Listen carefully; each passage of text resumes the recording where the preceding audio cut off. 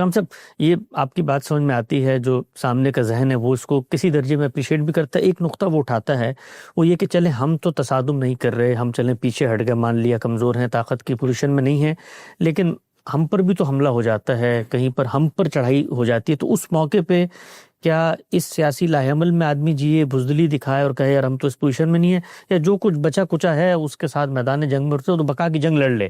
تو یہ جو ان پر حملہ ہو جاتا ہے، بعض ایسے مواقع آتے ہیں دنیا بھر میں، تو وہاں پر پھر کیا کیا جائے گا؟ واقعے کے لحاظ سے دیکھ لیا جائے، جیسے مثال کے طور پر پاکستان کو بعض موقعوں پہ حملہ آوروں کا مقابلہ کرنا پڑا ہے جی، تو وہاں مقابل میں کون ہے، ہمارے پاس کتنی طاقت ہے، یعنی یہ کوئی ایسا قاعدہ کلیہ نہیں ہوتا، ایک اصولی آپ نقطہ نظر قائم کرتے ہیں، ہر اصولی نقطہ نظر میں، ہر فیصلے میں، ہر تدبیر میں، ہر قاعدے میں عقلی مستثنیات موجود ہوتی ہیں، تو ان کا جائزہ لینا چاہیے، وقت کے لحاظ سے جائزہ لے لینا چاہیے۔ ابھی حال میں ہمارے ہاں ایک تصادم ہوا ہے، چند دن کا تصادم تھا لیکن دو بڑی طاقتوں میں ہوا ہے، بھارت کے اور پاکستان کے درمیان۔ بالکل، اس میں پاکستان نے ایک فیصلہ کیا، میں بھی اس کی تائید کروں گا، آپ بھی اسی تائید کریں گے، اس لیے کہ جتنی معلومات میسر ہیں اس کی روشنی میں علم و عقل یہی کہتے ہیں کہ یہی فیصلہ ہونا چاہیے۔ جارحیت ہوئی ہمارے خلاف، جارحیت ہوئی، اور جارحیت کا جواب دینے کی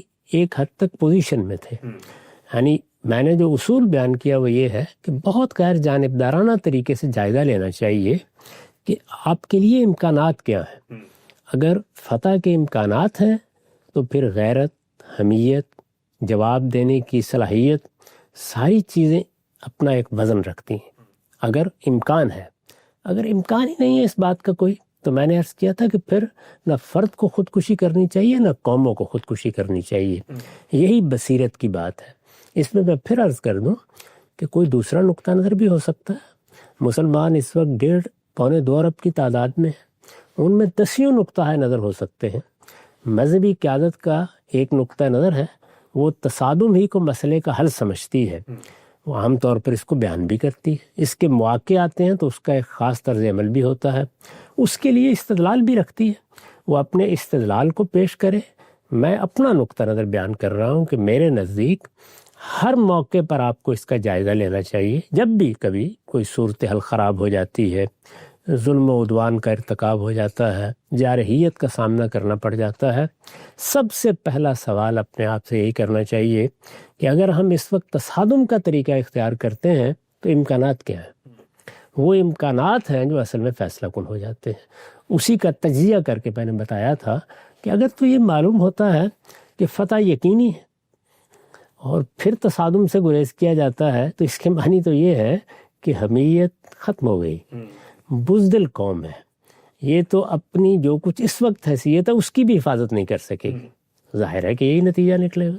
آپ جائزہ لیتے ہیں اور جائزہ لینے کے بعد فیصلہ کن طریقے سے اس نتیجے پر پہنچ جاتے ہیں کہ کوئی امکان نہیں، ہر حال میں شکست ہوگی، تو یہ پھر خودکشی ہے، اس کی طرف اقدام نہیں کرنا چاہیے، اس سے گریز کے راستے تلاش کرنے چاہیے۔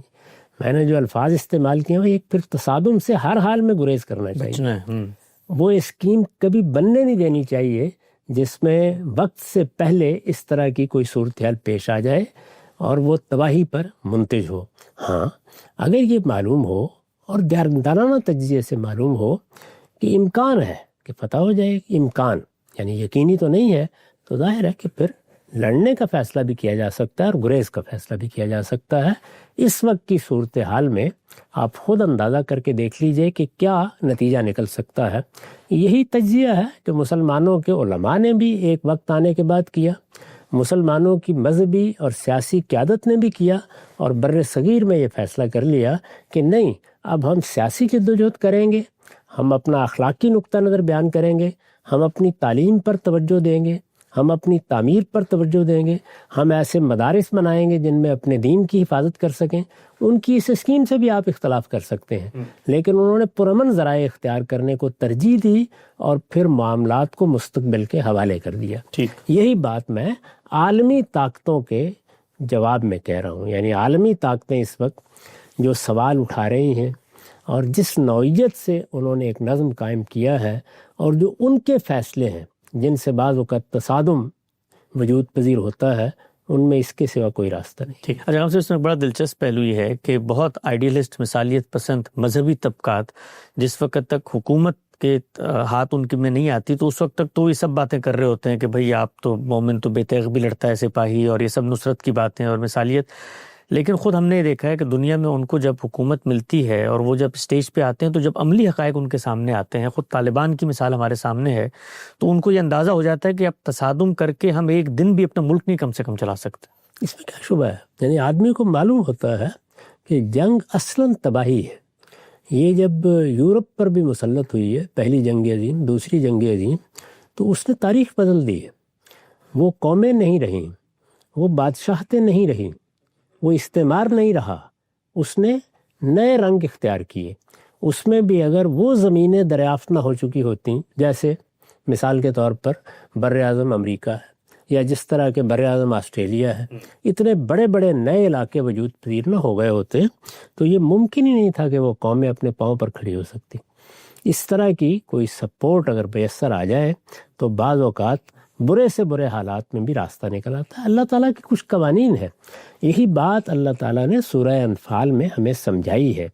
یہ بتایا ہے کہ اس میں شبہ نہیں ہے کہ بعض اوقات چھوٹی جماعتوں کو بھی اللہ تعالیٰ فتح یاب کرتا ہے، لیکن چھوٹی جماعتوں کی ایک نسبت بیان کر دی ہے. یعنی وہ دنیا میں جو مادی حقیقتیں ہیں ان کے لحاظ سے کیسی ہونی چاہیے، کتنی طاقت ہے جو ہر حال میں میسر ہونی ہے، کتنی طاقت ہے جس کے بعد اقدام کیا جا سکتا ہے، کتنی طاقت ہے جس کے بعد اللہ تعالیٰ اس میں اپنی نصرت شامل کرتے ہیں.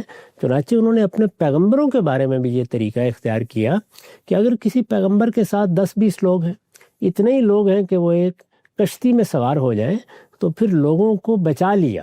یعنی پروردگار نے بھی یہی طریقہ اختیار کیا، لوگوں کو بچا لیا، ان کو نجات دی، لیکن میدان میں اترنے کے لیے نہیں کہا. اسی طرح کی صورتحال آپ دیکھیے قرآن مجید میں زیر بحث ہے، جہاں بہت سے لوگ ایمان لا چکے ہیں اور ان کو ظلم و ستم کا نشانہ بنایا جا رہا ہے. تو کیا فرمایا؟ یہ کہ تم لوگ ہجرت کر جاؤ، اللہ کی زمین وسیع ہے، اس میں جاؤ، اپنے لیے بہت سے راستے تم پالو گے. تو یہ ساری چیزیں خود قرآن نے بھی اسی طرح بیان کی ہیں. رسالت مآب صلی اللہ علیہ وسلم کی سیرت سے بھی یہی معلوم ہوتا ہے. انبیاء علیہم السلام کے بارے میں اللہ تعالیٰ کو جو قانون کار فرما ہوا ہے اس کا مطالعہ بھی یہی کہتا ہے کہ اللہ تعالیٰ نے جو قوانین اس دنیا میں کار فرما رکھے ہیں ان کا بہت دقت نظر سے مطالعہ کرنا چاہیے، اپنی حالت کا اندازہ کر لینا چاہیے. ہر موقع تصادم کا نہیں ہوتا، ہر موقع جہاد کا نہیں ہوتا. جب وہ موقع آ جاتا ہے تو پھر کسی مسلمان کو پیٹھ بھی نہیں دکھانی چاہیے، لیکن جب تک وہ موقع نہیں آیا اس وقت تک یہ کوشش ہونی چاہیے کہ ہر حال میں امن خریدا جائے. آخر مجھے یہ بتائیے کہ بدر میں مدینے پر حملہ ہوا، رسالت مآب صلی اللہ علیہ وسلم نے پلٹ کر مکے پہ حملہ نہیں کر دیا. بہت اہم نقطہ. ہاں، احد میں جو صورتحال پیدا ہوئی اس کے بعد بھی کوئی اقدام نہیں کیا.